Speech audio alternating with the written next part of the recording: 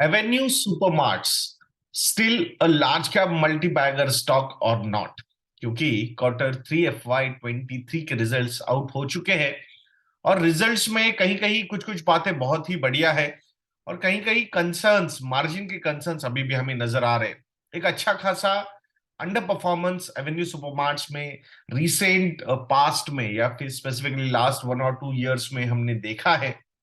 And that's why बहुत सारे लोगों का एक पेशेंस जो है वो टेस्ट हो रहा है इस पर्टिकुलर कंपनी में। पहले Q3 के नंबर्स क्या कैसे आए उसके बारे में बात करेंगे एंड देन ओवरऑल इस इंडस्ट्री के बारे में, इस स्टॉक के बारे में, इस कंपनी के बारे में, कंपटीशन के बारे में भी बातें करेंगे। एंड जो पेस हमने ग्रोथ में, स्टॉक के परफॉर्मेंस में हमने देखा था वो शायद रिपीट ना हो पाए, but still this is an interesting story to watch, ऐसा हमें यहाँ पे लगता है। सो रेवेन्यू फ्रॉम ऑपरेशंस की अगर हम बातें करते हैं so 25% year on year revenue growth हमें यहाँ पे दिख रही है and 8.7% quarter on quarter growth हमें रेवेन्यू में यहाँ पे नजर आती है। So which is a very good number, strong number.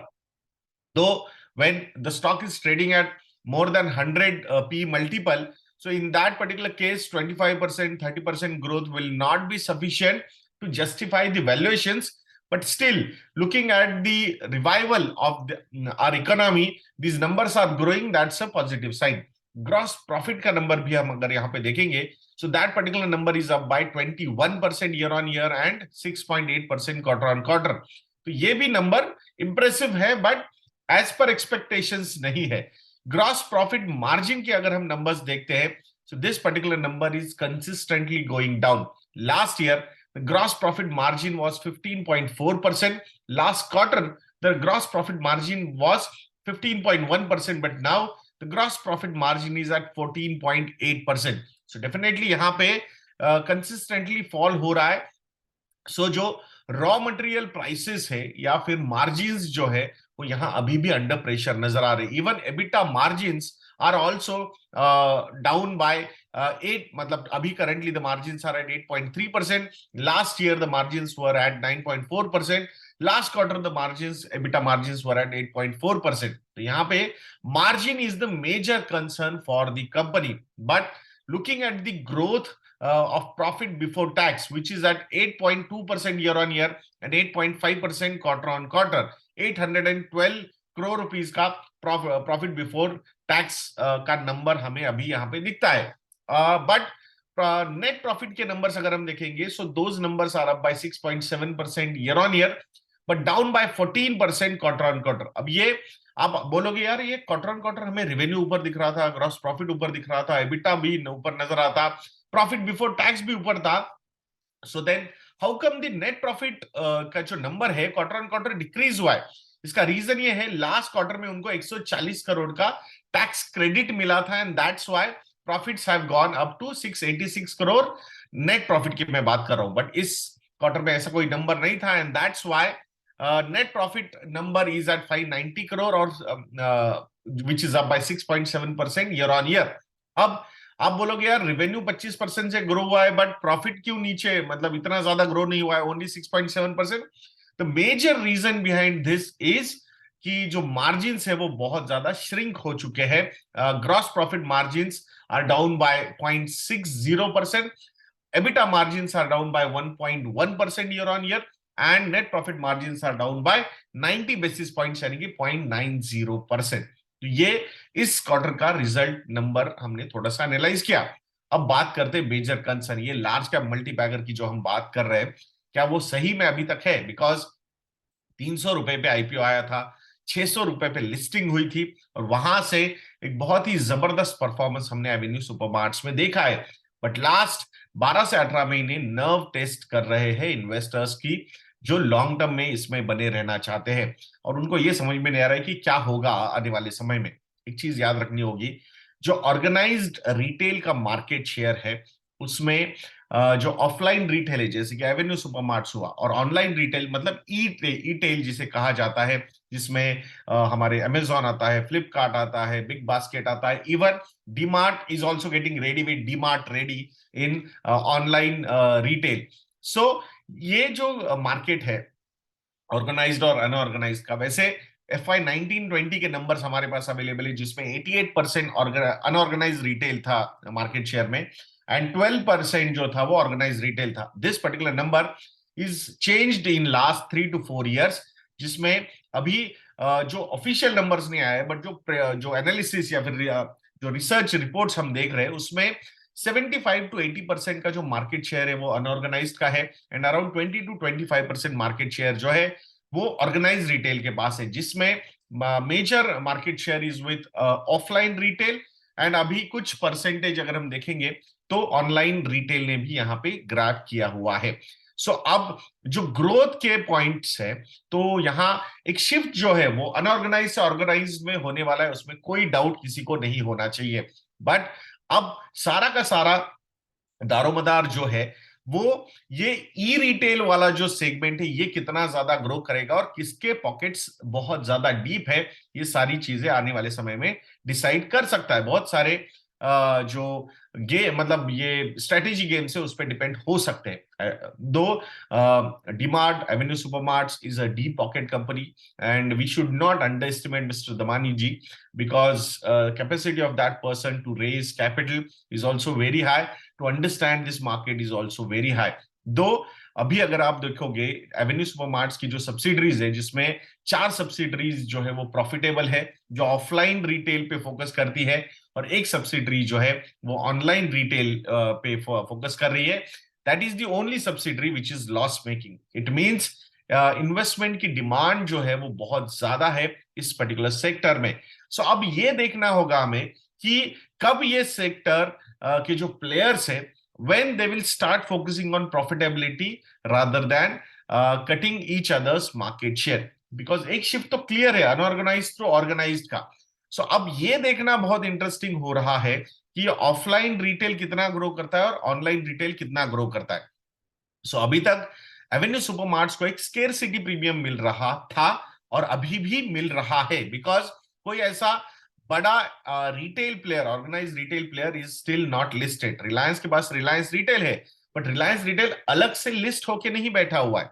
So that is the reason. अभी भी अगर किसी इंस्टीट्यूशनल इन्वेस्टर को रिटेल स्टोरी में पार्टिसिपेशन लेना है तो DMart is the only story which is available in the market in a big way, अगर हम बात करते हैं. And that is the thing. अब देखना यह है कि कब कोई दूसरा प्लेयर लिस्ट होता है. अब लिस्ट होने जैसे कंपेयर जो मार्केट में प्लेयर है अवेलेबल, जो बड़े प्लेयर स्पेसिफिकली, तो वो तो एक तो रिलायंस रिटेल ही है. अब वो अगर लिस्टिंग हो जाती है तो डेफिनेटली ये जो बहुत बड़ा प्रीमियम एवेन्यू सुपरमार्ट्स ने अभी मार्केट में लिया हुआ है, it is not going to sustain. So that's the challenge Avenue Supermarts is currently having. Plus अब Avenue Supermarts also knows that कि सिर्फ ऑर्गेनाइज्ड ऑफलाइन रिटेल में रह के नहीं चलेगा, ऑनलाइन रिटेल में भी आना पड़ेगा, ई-टेल कंपनीज के साथ भी compete करना पड़ेगा, and that's why they are investing. And every year the losses of online retail segment of Avenue Supermarts are growing. So वो losses grow कर रहे हैं उनके, दो मार्केट शेयर में इतना ज्यादा डिफरेंस नहीं हुआ है, और जो एग्रेशन बाकी ऑनलाइन प्लेयर्स है उनका बहुत ज्यादा है. उनको बैक करने वाले जो लोग हैं वो भी बहुत डीप पॉकेट्स के. अमेजॉन की बात करोगे तो everybody knows Amazon which is one of the biggest companies, largest companies of world. अगर हम फ्लिपकार्ट की बात करते हैं तो it is backed by now Walmart, तो उनके भी पॉकेट्स काफी डीप है. रिलायंस की अगर हम बात करते हैं, जहां पे Reliance is also trying to get aggressive on online thing, तो रिलायंस के भी पॉकेट्स कितने डीप है एवरीबडी नोज दैट. अब बिग बास्केट की अगर हम बात करेंगे तो it is backed by Tata group now, they also have quite deep pockets. तो ये सारी चीजें अगर हम देखेंगे, सो जो प्रीमियमनेस या प्रीमियम वैल्यूएशन जो इस कंपनी को मिल रहा था, मिला हुआ है, वो कितना कंटिन्यू होगा, that is the challenge. So some kind of time correction is still possible with Avenue Supermarts. Margins के प्रेशर्स अभी भी बहुत ज्यादा है कंपनी के ऊपर, वो भी देखना जरूरी है. सेल जो हो रहा है, रेवेन्यू ग्रोथ जो हो रही है, वो एफएमसीजी सेगमेंट से ज्यादा हो रही है, and not from the non FMCG segment, और जो दूसरा अपैरल सेगमेंट है, जो मतलब डिस्क्रिशनरी स्पेंडिंग अगर वहां पे बढ़ेगी, which is major margin contributors.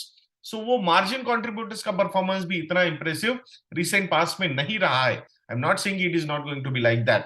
सो हो सकता है वो भी इंप्रूव हो जाए, but still the I think pressure is on there कि डिस्क्रिशनरी स्पेंडिंग ज्यादा हो नहीं रही है। दो अभी एक नया सेगमेंट में कंपनी ने एंट्री ली है विच इज फार्मेसी। सो अपने ही स्टोर में उन्होंने एक पायलट प्रोजेक्ट रन कर रहे हैं वो उनकी सब्सिडरी के अंडर, कि जहां पे वो फार्मेसी प्रोडक्ट्स भी रखेंगे। अब देखते हैं उसका पेनिट्रेशन कैसे बढ़ता है, उसमें शेयर बढ़ता है क्या, कितने पायलट प्रोजेक्ट्स और वो रन करते हैं, क्या वो सक्सेसफुल होता है नहीं होता, ये सारी चीजें देखने देखने जैसे होंगी।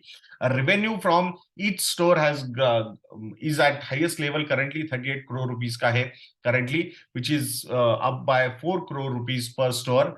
लास्ट जो क्वार्टर के नंबर्स आए थे 34 करोड़ रुपीस के थे। So I think that is a positive sign for the company.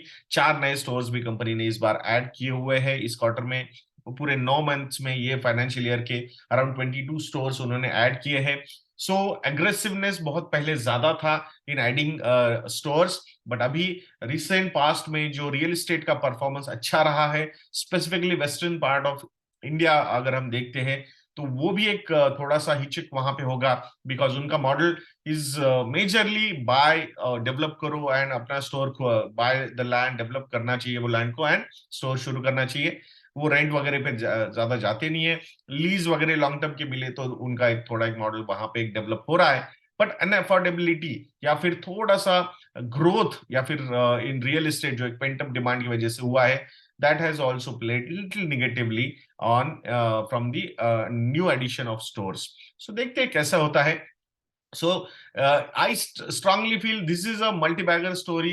अगर हम 10 साल 20 साल की अगर जर्नी लेके चलते हैं, but next 1 or 2 years could be little painful from time correction point of view. दो प्राइस करेक्शन मुझे ज्यादा होता हुआ दिखता नहीं है इस कंपनी में। Major reason behind that is कि low free float of the company, बहुत स्ट्रांग प्रमोटर होल्डिंग है, इंस्टीट्यूशनल इन्वेस्टर्स की होल्डिंग भी काफी अच्छी है कंपनी में, तो वैसा फ्री फ्लोट मार्केट में मैनिपुलेशन के पॉइंट ऑफ व्यू से ज्यादा नहीं है, and that's why. Plus Damani ji एक बहुत बड़े मार्केट के प्लेयर है, so I don't think market players would like to mess with him in his own backyard. So that's an interesting thing we need to watch. So कैसा लगा ये आज का वीडियो, ये कमेंट सेक्शन में लिखना मत भूलिएगा दोस्तों। And if you feel we are doing a good job तो इन्वेस्टयज्ञ.in को विजिट कीजिए, यज्ञ YADNYA ये प्रोमो कोड यूज कीजिए, और 30% का 30% का डिस्काउंट आपको हमारे मॉडल पोर्टफोलियोज पे या फिर सारे रिसर्च प्रोडक्ट्स पे मिल सकता है। अगर कॉम्बो ऑफर्स के लिए और 3 साल के सब्सक्रिप्शन के लिए आप जाते हो, then the discounts would be on a higher side. आशा करूंगा आप जरूर इन्वेस्टयज्ञ.in को विजिट करेंगे। तो ऐसे वीडियोस के लिए चैनल पे बने रहिए, वीडियो को लाइक करना, शेयर करना और चैनल को सब्सक्राइब करना मत भूलना। नेक्स्ट वीडियो में मिलते हैं। जय हिंद।